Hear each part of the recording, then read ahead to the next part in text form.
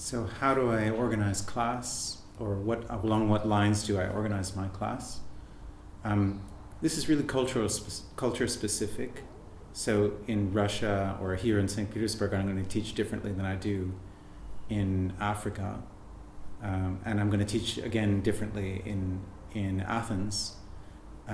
It really depends on how people in that locality understand leadership and what they want or need also as a people, as far as leadership is concerned.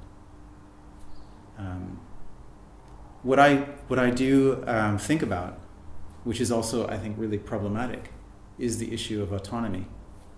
So if I want to sponsor critical thought and an independent awareness of options in the students as a pretext for their making informed choices about what risks different movements represent, then I need to sponsor that somehow, right?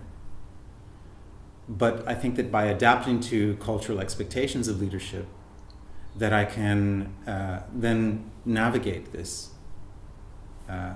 and through the transmission of information, people will start to become more independent. I don't think that autonomy in and of itself is necessarily a good thing, though.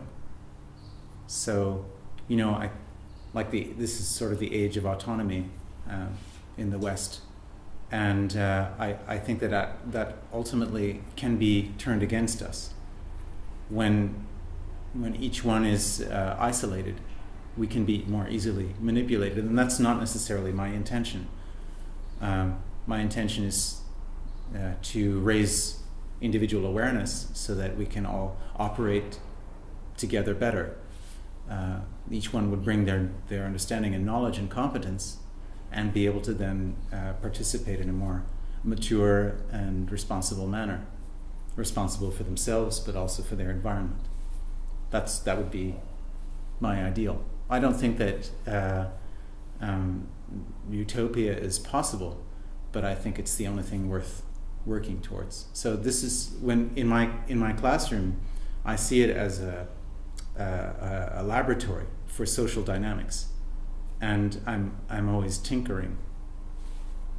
The first issue for me is not, and don't tell anyone that I said this, but the first issue for me is not skeletal alignment or physical health.